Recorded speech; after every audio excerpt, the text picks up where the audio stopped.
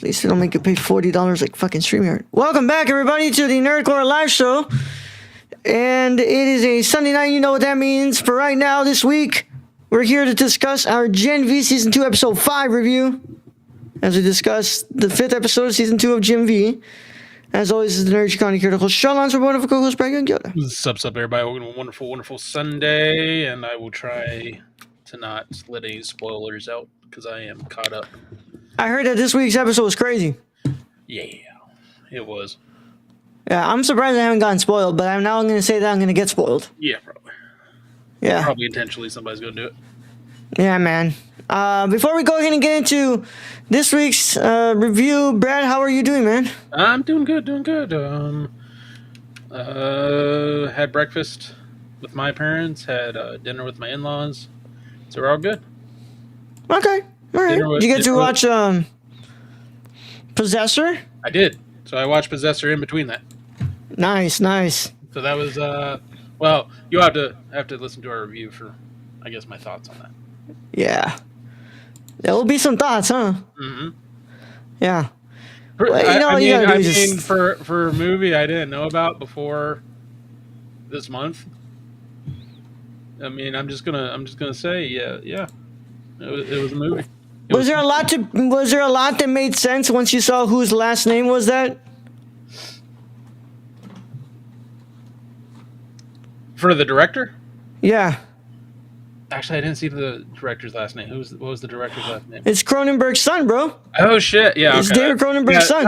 That does, with the body horror. Yep. That makes a lot of sense. Yeah, it's David Cronenberg's son, Brandon. I'll just say I don't think the apple fell far from the tree. I'll tell you that. Yeah, man. But I mean, wouldn't that be great though to have the insight of the best body horror director? Just be like, yeah. Hey, what should I do here, Dad? Yeah. Spoilers. Both the villain and the hero's mother's name. Martha. Yeah. How do you know that name? Stacy, did you watch Wrestle Dream? Who? Wrestle Dream. The AEW Wrestle Dream. Yeah. That was this weekend. Is Andrade back in limbo? I was reading something like his contract, he can't wrestle for a year or some shit. So, usually when you get, canned, or when you get released, you have a 90-day non-compete. Yeah. But I don't know what the fuck happened here, because they're thinking that he just got fired, straight up fired. But I don't know, because he showed up on Dynamite. Yeah. And then he hasn't showed up since, and now they're saying, no, actually, he does have a non-compete, but instead of it being 90, it's a whole fucking year. Yeah, that's what, and I'm like, what? That's what I read. Yeah. I'm like, that? So I'm thinking Andrade said, fuck it. We'll take it to court. It usually doesn't hold up much in court. But Andrade hasn't been seen much since. I have no idea. Is it wrestle or is it appear on camera? I think it means both, Brad. Because they didn't do that to Alistair when he left the first time. And he showed up literally the next night on AEW. Yeah. Got the review of it. Old man's thing, because why not? Fuck yeah. But I'm just kind of confused, to be honest, Brad. Yeah, about that whole thing. Yeah, when I was reading the article about it, I was like, this is really weird. Yeah. So, because I know who knows? He was back on AEW, and then I read the report that he had, a non-compete. Yeah. And I'm like, how did he show up on AEW? Who the fuck knows? I think everybody's trying to figure that out. Yeah, I'll pay the fine. Fuck them. Yeah, I don't know, bro. I don't know. I guess we'll find out later. Yeah. I have no idea, bro. Sounds like to me that he did have a non-compete, and it sounds like he broke that part of the contract, and there might be some heat there that they have to resolve in court. But most of the people who've gone to court for these things, they say that the clause doesn't hold up. I mean, I could see a 90-day. I could totally a year though. You're basically telling this man he can't work. I think that's stupid. I think it's stupid. I don't even like the 90-day. I think, what's he supposed to do? Just like, go to conventions and shit and sign shit? yeah, cameo. Yeah.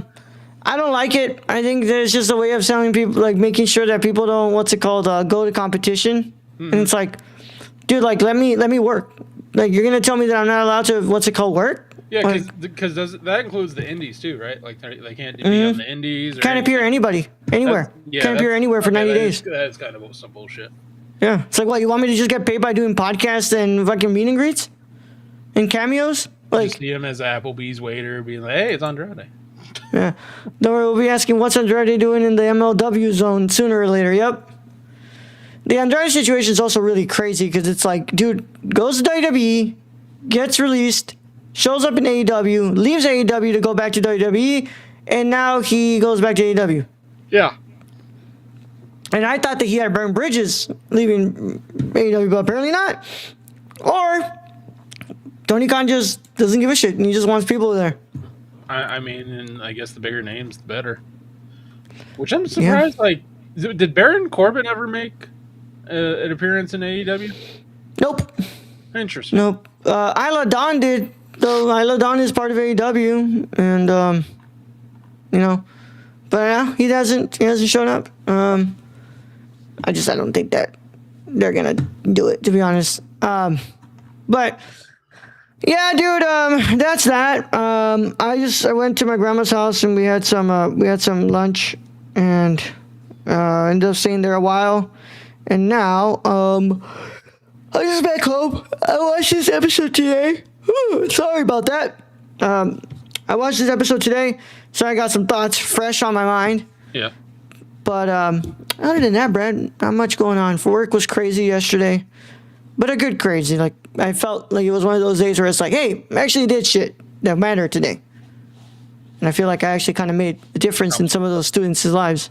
Yeah, that's good. Other than like the really big fucking checkout I had to do, that was crazy. But But yeah. Other than that, just kind of been chilling, Brad. I've been trying to find a fucking record player. Can't find one on Facebook Marketplace because nobody answers their goddamn messages. And then my cousin has the one I want, and she's not willing to give it up yet. She actually listens to her records, which... well, yeah, some people do that. Yeah. But with that being said, I think we should probably get into the review, Brad. Yeah, let's get why people are here to listen to us talk about Gen V. Why the kids are not all right. So, why they're not all right. With that being said, if you guys have not watched Season 2, Episode 5 of Gen V, you should probably get out of here if you care about spoilers. But if you don't care about spoilers or you've already seen the episode, go ahead and stay. Either way, how it goes, this is your one and only spoiler warning, and it is in effect after these words from our sponsors in a 5, 4, 3, 2, 1. Today's episode of the Nerdcore Live Show is brought to you by SeatGeek. Whether you want to see your favorite band, sports team, or comedian, SeatGeek has you covered. We're proud to be partnering with SeatGeek to offer you $10 off with code TheNerdCore. That's $10 off your first order at SeatGeek.com with code THENERDCORPS. So take a seat at your next live event with SeatGeek. Thank you. Now let's get back to today's video. Season 2, Episode 5, titled The Kids Are Not All Right. They ain't okay. Kate is sent back to Elmira, and Marie rallies the team to break her out. Emma tries to enlist Sam, but he's visiting home, hoping to reconnect with his parents. Episode is directed by Karen Gaviola and written by Lauren Greer. Developed by Craig Rosenberg, Evan Goldberg, and Eric Kripke. Based on the Dynamite Entertainment comic book series The Boys by Garth Ennis and illustrated by Derek Robertson. And this episode's executive story editor is Jet Garrison. The episode stars Jazz Sinclair, Lizzie Broadway, Maddie Phillips, London Thor, Derek Luh, Asa Gurman, Sean Patrick Thomas, Hamish Linklater, Susan Hayward, Kia King, Lisa Ryder, and Ryan Holliman. Let's see if we have any trivia here, Brad, which we probably should. This is couple weeks old. If they don't, it'll be crazy. Wow, the only piece of trivia is that the episode title is a reference to a song by American rock band The Offspring. Well, all right. We really need to know that. Yeah.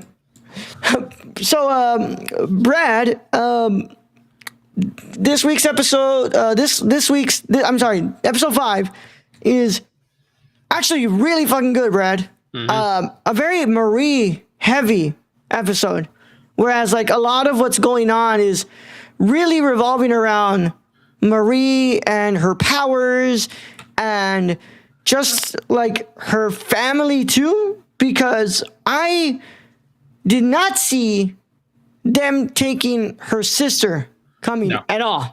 No, but specifically that ending I didn't see coming either. But I think from the last episode, it should have been known that Marie is the main protagonist in the show. Yeah. As she's moving bags, and it's a constant being. Oh, she's a god. She's God. She's God. I was not expecting ever to see the sister.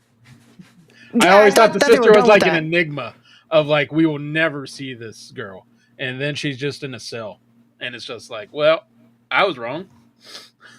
Yeah. Fucking fantastic episode. I really enjoyed how, some of the things that are brought up, like they're like, oh, why should we even go save Emma? Not Emma, I'm sorry, Kate. It's like, look what she's done. It's like, because what's it called? This is the right thing to do. Like, yeah, and I really like how Emma is in that, because at first she's just really, really like standing, firm as no. Like Kate tried to have us stuck there. Like, no. Yeah. And then after a little bit of explanation, she's like, damn it. Okay. Yeah. It's because like, if the roles were reversed, let's be real, Kate would have done it for them. Like, this relationship that they have with Kate, it's, obviously was not in good terms at the end of season 1, but Kate's actively trying to like fix this. I think when it comes to anything dealing with Vought, you have to add Vought into that mixture and just be like, okay, you had an outside force that was compelling these really young kids to do this really shitty stuff. I think like a mega corporation that goes above and beyond to fuck with people for their own reasons. Also, I keep wanting to call Elmira. Yeah, me too. I think it's interesting what they're doing with Sam. We yes. get to follow Sam back home. I really like that about the episode. And see this relationship with his parents, where there is definitely this fear that you can sense in the parents. For a good reason. I mean, Sam has psychotic episodes. He has some mental issues. And he also has had Compound V injected in him. And, he's super strong. Yeah. Which we find out that, these episodes are not a symptom of the V. No. They were genetic. The psychotic, it's genetic on the mother's side. Yeah. It's just the Compound V just makes it so much worse. Yeah. Which, from the mother's end, she was trying to prevent that. She was trying to fix that with the V. And it did not turn out how she thought it was going to go. Yeah. And I don't think Sam ever knew that. I think he thought it was always the V that was causing these symptoms, and he didn't know that it was just a genetics. It was luck of the draw. I love that the dad was kind of like, hey, we were told this about you. We were told that you died. And then when we see you on TV, we're told that it was actually like a whole like misidentification error. Yeah. And then we go and try to see you and they tell us like that you don't want to be seen. And it's kind of like that. They're kind of telling us like, hey, these parents don't fucking hate Sam. Like, no, they were told wrong info. Yeah, they're getting the runaround. Also, Kate was trying to keep Sam calm through her powers. I don't know if you call it calm, but sedated in a way. Yeah. Which could have also caused him not wanting to see Numb. Keep him numb with his powers, and it's like he even tells him like, guys, like I did not want to see you, like. And I really like that because, you know, we hadn't before this like gotten to know the parents of Sam and his brother like this, Luke. And I really like that we kind of got that moment with them, and we were able to see like, you know, Sam gets angry, things like his mom is calling Vought, but it's like no, like, you know, it's not like that. And you know, by the end they seem to mend that relationship, and it seems that it's like, hey, like even though we can't go back to what it was before when you were a kid, like we can fix it right now, and we can try to be as calm as we can and deal with I mean, you know this. You start from there and you try to positively make a change. And I think it's good Sam didn't kill his dad. Yeah. I mean, he got so angry and upset, and he just kind of elbowed him in the back, but he's so strong that his dad flew like 60 feet. Now, I thought that moment that happens, and she's like, "Stay away." I thought that that was gonna be where Sam was gonna show up at Elmira and break them out. Yeah. Not at all what happened. No. Not at all what happened. No. Not at all. But I want us to stay away from that right now. We'll go ahead and get into that. But another part of this episode was also about Cypher finally specifically telling Polarity how Andre died. And I think that actually does have a disturbing effect on Polarity, because it makes Polarity realize that him not telling his son of his symptoms, of Polarity's symptoms, and that his son might actually get those same symptoms, caused his son's death. And that's what I really think. Like, Polarity could be upset at Cypher all he wants, but I really think Polarity is freaking just mad at himself at this point. Yeah. And you see it in the house when he starts reacting really badly and shit starts flying. It seems that like he's getting kind of like panic attacks. Yeah, and it's starting to manifest itself with the powers that cause like a seizure or something. And because he has the tremor still. Yeah, that or Cypher's powers might have some sort of a lasting effect. I don't know. In that case, we know Cypher, you know, stabbing his hand with the knife was making a statement of like, you can do what you want, but you can't harm me. I love how Cypher doesn't actually eat; he just drinks coffee. Yeah, the blended whatever shake thing he has, whatever that is. Yeah, but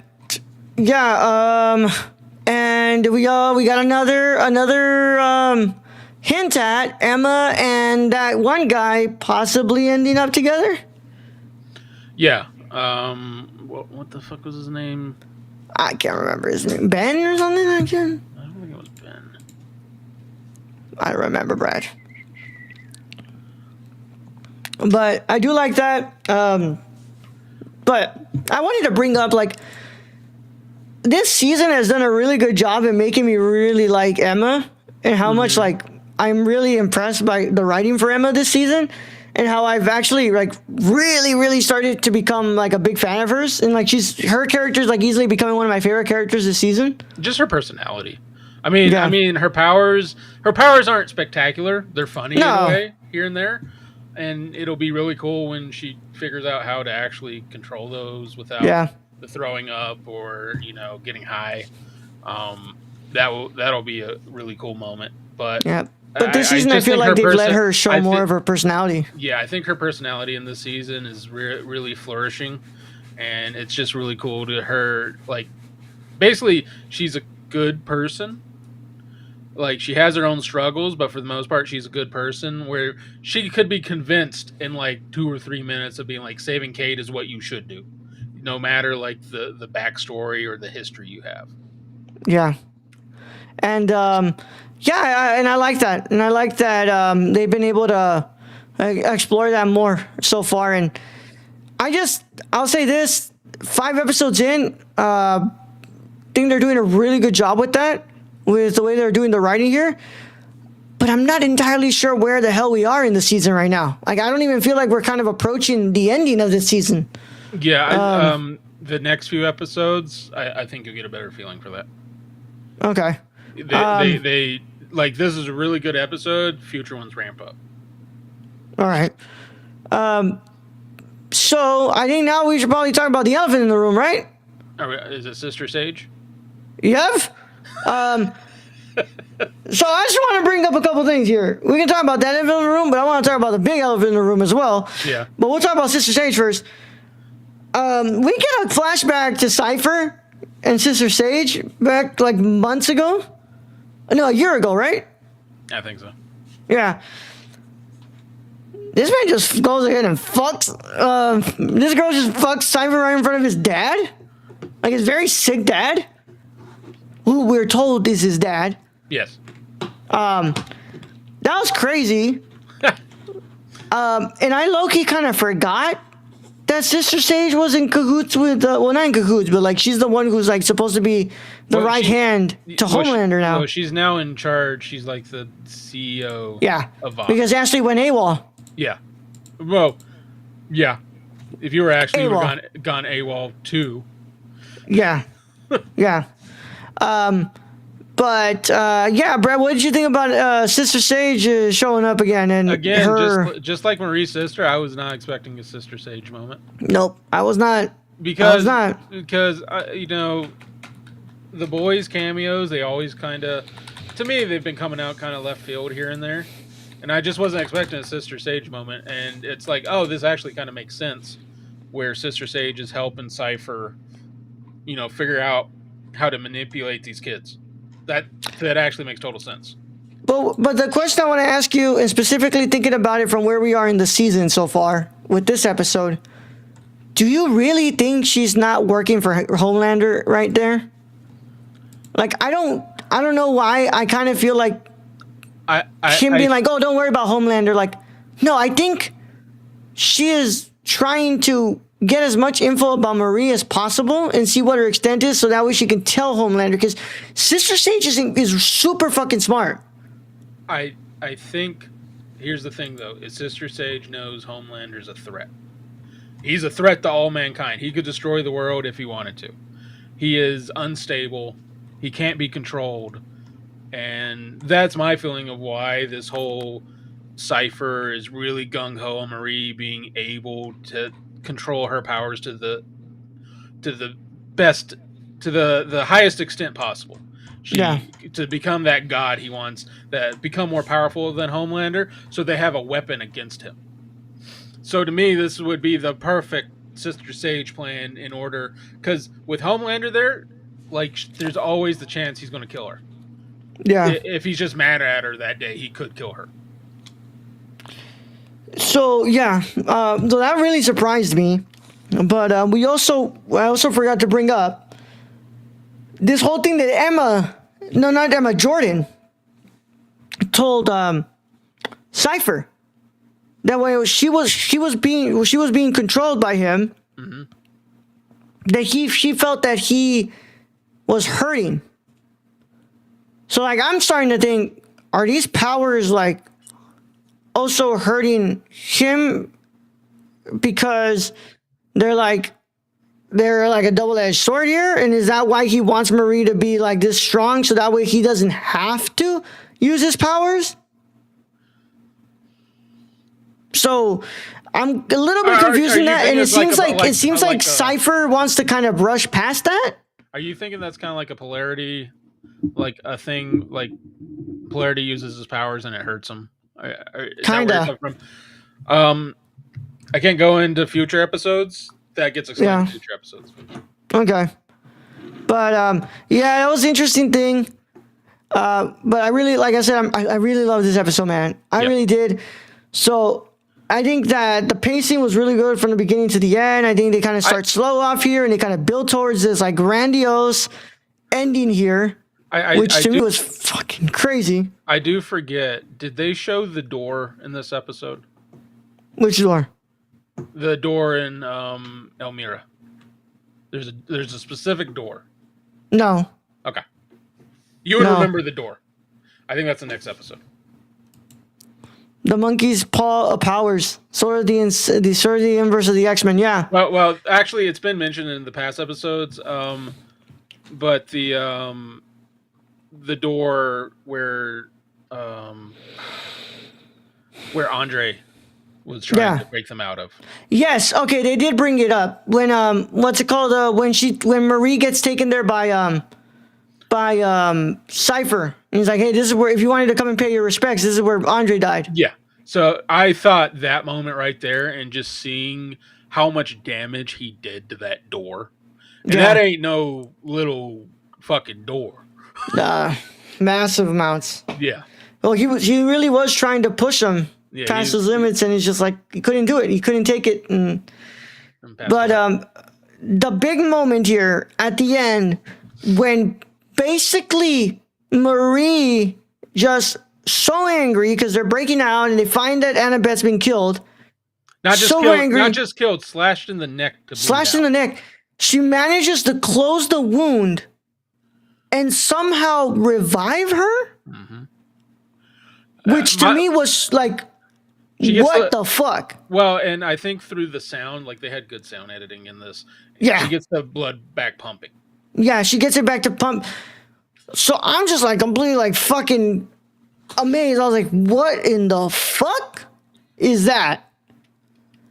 Because now that is what I think Cypher has been pushing Marie to try and do, is not only to have a healing effect power, but to bring the dead back to life. Which kind of brings up, like, who are you trying to bring back? Like, Soldier Boy? But if you can do that, like, who can stand against you if you have the ability to bring the dead back to life? Yeah. So that was a fucking crazy moment. I just finished the episode and I was like, what the fuck? I was completely surprised. I think they did a great job with that reveal. I love that it just kind of starts with her just like kind of like angry. She's closing her eyes, and like everybody else is in pain too because they're feeling that power, because you're like, hey, she's controlling her blood, but she's also controlling everybody else's blood. And they're all getting like a headache. Well, and I don't know if she's like taking that energy from what's around her in order to use her powers, or is she's the amount of power she actually has is causing everybody else to get a nosebleed. Yeah. And be in pain. Yeah. But it was crazy. Like I said, I love this episode, Brad. I'm going to go ahead and just drop a 9, Brad. I think this was a really good fucking episode. Easily one of my favorites of the season so far. And I just like I said, they did a great job with the writing, did a great job with the pacing, getting to this part. It's not quite perfect, but I think they did a really good job with that reveal. It almost kind of felt like that mid-season finale, but you know, the mid-season finale was the episode before this. Mm-hmm. But it was just really, really good. Coming from, like, I've seen up to this last week's episode, so I can tell you this episode is where it does ramp up. Yeah. And it kind of continues in that form. I think a 9 is a really good number for this. Yeah. And I think a lot of the stuff you were bringing up, there's some unanswered questions there. Those actually do get answered in the following episode. Yeah. Also, Kate's powers backfired again, but this time it was actually very helpful.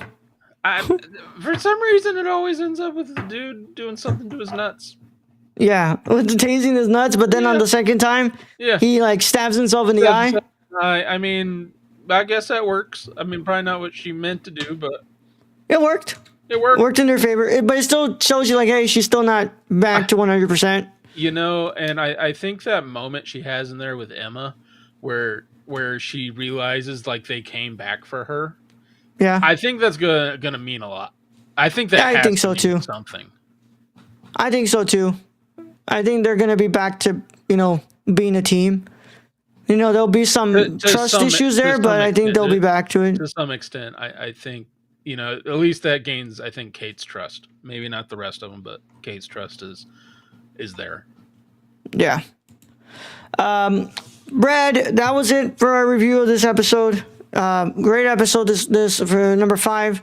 Season 2, Episode 5. And yeah, can't wait to see how else we go. I know next week is going to be the season finale.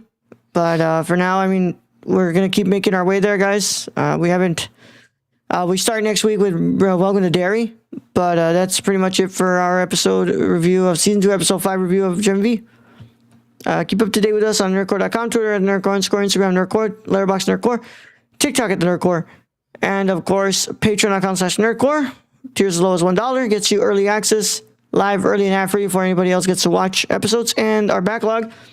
Discord link is in the description below, where you can talk to us about wrestling, movies, TV shows, music, comic books, anything that you fucking want.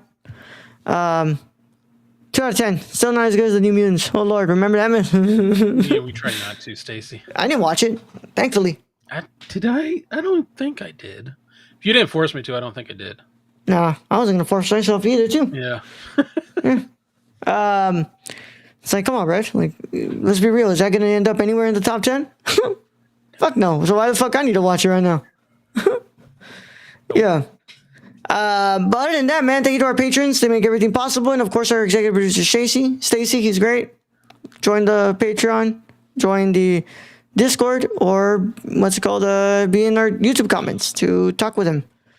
And right now, as of Sunday, October 19th at 10:04 p.m. Central Time, we have currently 583 subscribers. Nice. So we need 17 more to reach 600 before the end of the year. So please, right now, if you're watching this, you made it this far, subscribe to the channel, click the notification bell so you don't miss our next review of Gen V Season 2 Episode 6 next week. And of course, leave a like on this video. All that helps us out so much, but we really, really want to get to 600 subs before the year ends. So please, please, please drop a subscribe to our channel. It would mean a lot to us. We have a review up of Let the Right One In. I think we did a really good job on that one.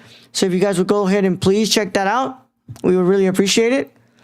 But if you're here for the live show and you want to see more reviews of Peacemaker, Gen V, they're all in the live section, so check those out. And we'll be back next week for another review of Gen V Season 2.